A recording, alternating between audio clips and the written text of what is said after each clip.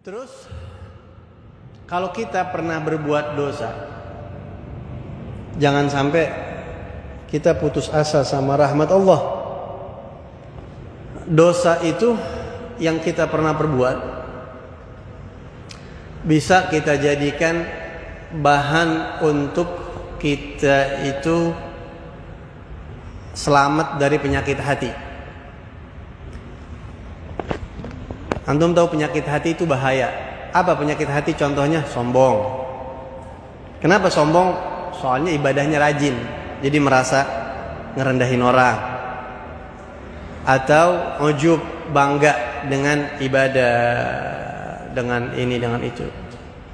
Kadang-kadang ketika kita lagi datang sombong tuh berasa, ya Allah, gua ngerasa sombong nih. Wah, gua ngerasa lebih baik dari dia nih.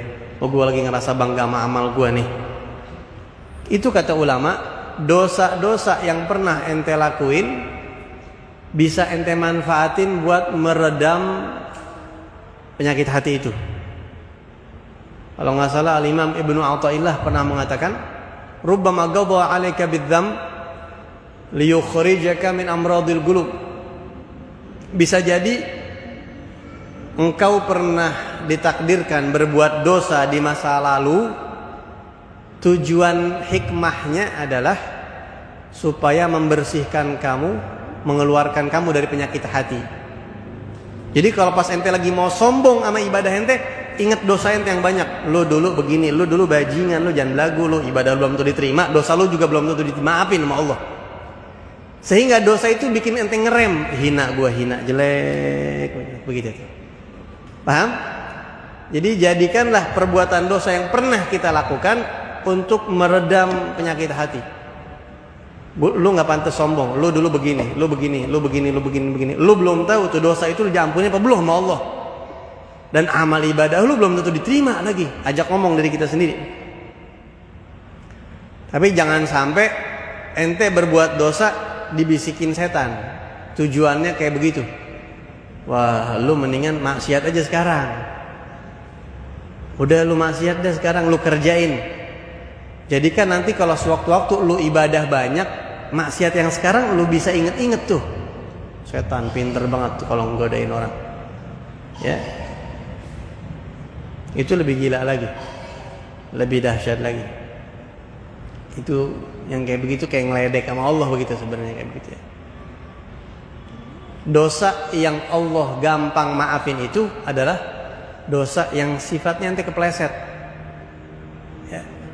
Pembunuhan berencana beda hukumannya sama pembunuhan tidak berencana. Ada ke pembunuhan tidak berencana?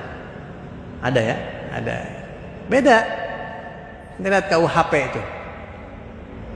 Pembunuhan berencana sama pembunuhan tidak terencana beda. Nah, ente dosa ente rencanain. Udah lu mendingan maksiat aja sekarang. Biar lu begini, biar lu begini, biar lu begini. Gitu ya.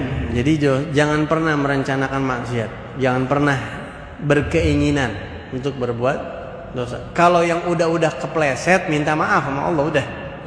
Minta ampunan sama Allah Subhanahu wa taala. Enggak ada yang lebih indah dari maaf Allah, itu udah nikmat ya Rabb. Udah paling nikmat dapat ampunan dari Allah. Andai kata kita dapat kabar bahwa dosa-dosa itu udah diampunin, itu kabar gembira banget. Kabar gembira banget ya. Karena yang bikin mampet doa kita, yang bikin sumpek kita, yang bikin rezeki kita nggak berkah, yang bikin ibadah jadi kagak nikmat, itu efeknya dosa kemana-mana soalnya. Efeknya dosa kemana-mana udah. Jadi kalau dosa dihilangin sama Allah, doa diijabah, ibadah bisa kembali nikmat lagi, enteng berbuat baik, rezeki insya Allah bisa jadi lancar, gitu. Efeknya banyak. Jadi penting dosa. Ya, insya Allah mudah-mudahan kita termasuk orang-orang yang diampuni dosa kita sama Allah ya. Mudah-mudahan ya Rabb. Kita husnudzan sama Allah ya Rabb. Husnudzan sama Allah. Kalau diri kita minta biar Allah mudahkan ampunan buat diri kita dan juga buat orang lain, umat Islam semuanya. Kita doain biar pada dosa-dosanya diampunin sama Allah Subhanahu wa taala. Itu doa yang kita baca, dianjurkan untuk dibaca sesudah tasyahud, sesudah selawat, kemudian baca doa tersebut. Kemudian yang berikutnya adalah doa minta perlindungan. Allahumma inni a'udzubika min adzabi jahannam, min adzabil qabr, wa min fitnatil mahya wal mamat, wa min syarri fitnatil masih ad-dajjal, min al-maghrami wal ma'tham. Minta perlindungan dari azab jahannam. Azab jahannam dan juga azab kubur, dan juga dari fitnah kehidupan, fitnah kematian, dan fitnah al-masih ad-dajjal. Kalau azab kubur juga ini mengerikan, banyak amalan-amalan yang bisa menyebabkan kita diselamatkan dari azab kubur ya. Banyak banget. Fitnah kehidupan, fitnah kematian, dan juga fitnah dajjal. Nggak usah banyak-banyak diteranginnya. Paling fitnah itu artinya ujian sebenarnya. Fitnah itu sebenarnya secara bahasa ujian. Fitnah itu bisa baik, bisa buruk dalam bahasa Arab. Tapi kalau dalam bahasa Indonesia, fitnah itu adalah apa ya? Menyematkan kebohongan, isu apa ya? Saya difitnah melakukan ini padahal tidak. Nah, itu bahasa Indonesia fitnah. Kalau dalam bahasa Arab beda lagi. Walaupun kosakata itu akarnya dari bahasa Arab. Kalau dalam bahasa Arab fitnah itu artinya ujian. Wa nabluukum bil khairi wasyarri fitnah. Kami uji kalian dengan kebaikan dan keburukan sebagai bentuk fitnah, ujian. Innama amwalukum wa auladukum fitnah. Harta kalian dan anak kalian adalah fitnah. Ente suka fitnah gak? Hah? Suka fitnah gak? Suka, pasti. Ente suka gak anak ente? Suka. Nah, anak itu Allah sebut fitnah di Al-Quran.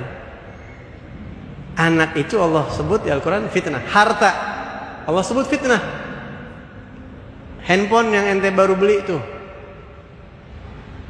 iPhone S13 apa? Ya, udah keluar belum? Pro, dikit lagi. Fitnah apa bukan itu? Itu fitnah. Ente suka gak? Suka fitnah. Ente baru beli mobil, baru beli motor, wah dielapin. Ente suka fitnah berarti. Fitnah itu artinya ujian. Fitnah jelek gak? Enggak. Fitnah itu bisa bagus, bisa jelek. Itu fitnah. Kenapa disebut fitnah? Karena itu ujian. Ente punya anak, itu ujian dari Allah. Bisa gak ente didik dia? Bisa gak tuh anak bawa kebaikan buat ente? Atau jangan-jangan anak ente bawa madharat buat ente nanti? Nabi bersabda dalam hadis, yushiku ayyati 'alan nasi zaman, atau kama qala Nabi, nanti akan datang satu masa kepada umatku, ya, yakunu halakur rajul, kehancuran, kebinasaan seorang laki-laki di tangan istri dan anak-anaknya. Yang bikin hancur laki itu istri dan anak. Kok bisa ya Rasulullah? Yukallifunahu ma la yutiq. Di tangan istri, tangan anak, tangan orang tua, kerabat, keluarga. Kenapa? Karena mereka menuntut laki-laki tadi yang dia nggak sanggup. Misalnya karena ngelihat temennya itu dibeliin mobil baru, minta sama lakinya, kamu kan sudah jabatan tinggi di partai sekarang, masa saya mobilnya masih carry kayak gitu misalnya. Akhirnya maksain, nyari-nyari sono, biarin dah tilep-tilep dikit, korupsi. Yang dia nggak sanggup dipaksain, akhirnya tuh lelaki berbuat dosa karena tuntutan anak. Papa, saya pokoknya pengen kalau saya kabur. Minta motor yang bagus, minta mobil yang bagus. Celaka, akhirnya berbuat haram, cari kerjaan yang haram akhirnya. Wala'iyadzubillahi min dzalik. Fitnah. Bisa gak kita tuh ngedidik anak, ngedidik istri kita? Begitu. Ya, tapi kalau bisa kita didik, wah masya Allah. Kalau kita bisa didik, masya Allah. Di hari kiamat nanti orang tua yang anaknya hafal Quran, mak bapaknya dikasih mahkota sama Allah di hadapan seluruh makhluk. Mahkota yang terangnya pakai lebih dari sinar matahari, kata Rasulullah. Bangganya tuh orang tua. Jadi fitnah itu ujian, gitu ya. Belum tentu jelek, belum tentu buruk. Tapi kalau dalam bahasa Indonesia, fitnah itu konotasinya udah jelek, begitu. Tapi kalau dalam bahasa Arab bisa jelek, bisa buruk. Rasulullah pernah lagi khutbah Rasulullah tahu-tahu ngelihat Sayyidina Hasan masih kecil waktu itu jalan di depan Nabi. Jadi Nabi khutbahnya nggak fokus, ya, ngeliatin Sayyidina Hasan. Terus Sayyidina Hasan kesandung lagi. Putus sudah khutbahnya Nabi ngambil Sayyidina Hasan pangkuin. Kata Rasulullah, Allah berfirman dalam Al-Quran, anak-anak itu memang annama amwalukum fitnah. Anak harta dan anak itu fitnah. Ini fitnah. Anak ceramahnya jadi enggak fokus nih gara-gara ini. Ujian, enggak jelek gitu ya. Ya fitnah. Ada sahabat, kalau nggak salah sahabat Nabi atau seorang ulama mengatakan, "Kaifa asbahta? Gimana kabar ente pagi hari ini?" Ya. Atau dia mengatakan, "Kulluna, kita ini semuanya suka fitnah, tidak suka hak, terus lari dari kebenaran, ya lari dari hak itu, lari dari rahmat Allah sama sholat sambil jalan." Ada 4 begitu. Maksudnya apaan? Kita suka fitnah. Fitnah itu harta dan anak. Suka gak? Oh iya suka, ya udah suka fitnah. Enggak salah kan anak ngomong? Enggak salah. Dan kita lari dari rahmat Allah. Apa rahmat Allah? Hujan. Allah sebut hujan itu rahmat di Al-Quran. Terus kita tidak suka dengan hak. Apa itu hak? Kematian. Al-mautu hak. Kematian itu hak. Suka gak kematian? Suka ente? Mau? Enggak. Sama yang terakhir, kita suka sholat enggak pakai salam, enggak pakai takbir, kadang sambil jalan. Sholat apaan tuh? Sholat ala Nabi, salawat sama Nabi. Sholat ala Nabi, bahasa Arabnya sholat. As-salatu ala Nabi, ya. Enggak pakai takbir, enggak pakai salam. Itu fitnah.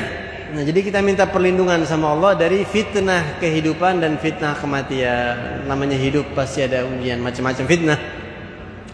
Dan juga dari buruknya fitnah Al-Masih Ad-Dajjal. Dajjal Al-Masih itu fitnah, ujian. Dajjal itu bisa ngidupin orang mati. Bisa apalagi dia? Ngasih, ngabulin permintaan ente, itu Dajjal. Itu fitnah, itu ujian. Kuat gak iman ente ngadepin ujian Dajjal? Karena banyak orang-orang yang enggak kuat ngadepin Dajjal. Jangankan Dajjal ya, sekarang aja udah pada error orang, sama duit aja udah pada error orang Dajjal. Sama duit udah pada berantakan orang sekarang.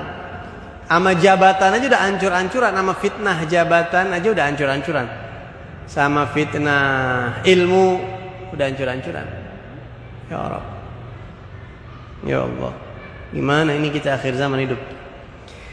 Rasulullah ngajarin kita kalau kita mau selamat dari fitnah Dajjal, baca surat Al-Kahfi. Ya. Bahkan dalam riwayat 10 ayat pertama atau terakhir itu bisa menyelamatkan pembacanya dari fitnah Dajjal. Apalagi baca semua, kalau bisa baca dantum. Jumat tuh kalau bisa baca Al-Kahfi. Itu salah satu yang bisa nyelamatin kita dari fitnatud Dajjal. Dajjal ini salah satu fitnah terbesar. Jadi kata ulama, kalau fitnah Dajjal aja ente dijagain sama Allah, insya Allah fitnah yang kecil-kecil ente lebih gampang hadapinnya. Gitu ya. Insya Allah ente nggak kena aliran sesat, nggak ikut ulama su, nggak ikut ulama su lebih dari Dajjal tuh ya, lebih dari Dajjal tuh. ente walaupun baca Al-Kahfi kagak mempan tuh, jangan-jangan tuh. Kata Nabi, lebih menakutkan daripada Dajjal tuh. Bib, saya ini udah baca Al-Kahfi, Bib, tapi ngapa saya masih ikut ulama su ya? Gitu. Itu ente hidup sadar ikut ulama su. Biasanya ikut ulama su nggak sadar, masih menjagokan dia aja, gitu. Nggak sadar dia. Ya, kalau sadar nggak bakal ketipu. Yang namanya orang ketipu fitnah itu kan ujian, dia luntur. Ya, nanti baca Al-Kahfi dah, baca Al-Kahfi yang banyak, baca selawat sama Nabi, insyaallah nggak kena ulama su, insyaallah. Kalau dibilang saya alhamdulillah selawat, insyaallah kita nggak kena ulama su. Selawat yang dipikir qasidahan, beda selawat sama qasidahan. Mungkin orang bilangnya selawatan begitu ya. Ya karena di qasidahan itu ada solawatnya, mungkin biasanya orang kalau bikin syair ujungnya itu ada selawat. Ya sekali selawatnya itu. Kecuali kalau yang qasidahnya memang selawat, Allahumma sholli ala Muhammad, begitu tuh ya, itu selawat. Ya, itu paling berapa kali selawatnya. Yang selawat hebat tuh ente baca selawat sampai ratusan ribuan, itu yang hebat. Ada orang salah paham. Dia pikir kali selawat itu begini. Dia baca selawatan, maksudnya qasidahan mulu, tapi selawat sama nabinya jarang, ya kena begitu. Bisa aja kena. Ulama su bisa aja kena. Jadi kalau mau mantap itu baca selawat yang banyak, insyaallah nggak bakal kena ulama su, insyaallah. Orang yang banyak selawat sama Nabi itu nggak bakal kena ulama su, nggak bakal ngikut, insyaallah. Kalaupun dia ngikut, dia kayak ada sensor di badannya, tet bunyi nih. Ini kok bunyi nih, sensor bahaya nih. Kenapa ini gue ikut dia? Oh, kayaknya nggak beres. Kok begini sih ya? Berasa dia tuh, gitu ya. Ada orang-orang yang memang sadar. Ada, kita kan kita ketemu beberapa orang begitu, yang biasanya diajak apa aja mau, ayo, mau bener mau kagak, yang penting udah ini ma'rifat, udah ma'rifat begitu. Kadang-kadang ada orang sekarang begitu tuh. Ada tokoh dianggap ulama, bisa ceramah, keluarin ayat Quran hadis, ngerti ilmu, bisa baca kitab, pengikut banyak, udah ngomong apa aja, kalau dia salah ditakwil macam-macam. Padahal di mata agama nyata-nyata itu melanggar syariat. Contoh paling gampang nih, paling gampang. Salaman laki perempuan paling gampang itu. Itu jelas-jelas di mata agama salah, nggak ada ulama, nggak ada khilaf. Sepakat semua ulama, salaman perempuan laki-laki bukan mahram, sepakat ulama haram. Rasulullah aja nggak pernah ngerjain itu. Sebersih-bersihnya orang, Nabi Muhammad nggak pernah ngerjain itu. Apalagi kita yang kotor. Tapi pengikutnya dibilang ini ma'rifat, ilmu lu belum nyampe. Kena dia tuh, kena. Selawatnya kurang banyak itu. Ya, kena. Dia nggak sadar kalau dia kena fitnah ulama su. Nggak sadar. Ini hakikat, ilmu ente belum nyampe. Ilmu ente siapa sih, beda, ente nggak lihat ini. Pengikutnya sampai puluhan ratusan ribu.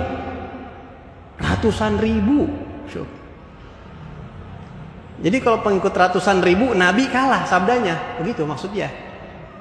Mau begitu, cuma nggak ngomong begitu doang, gitu ya.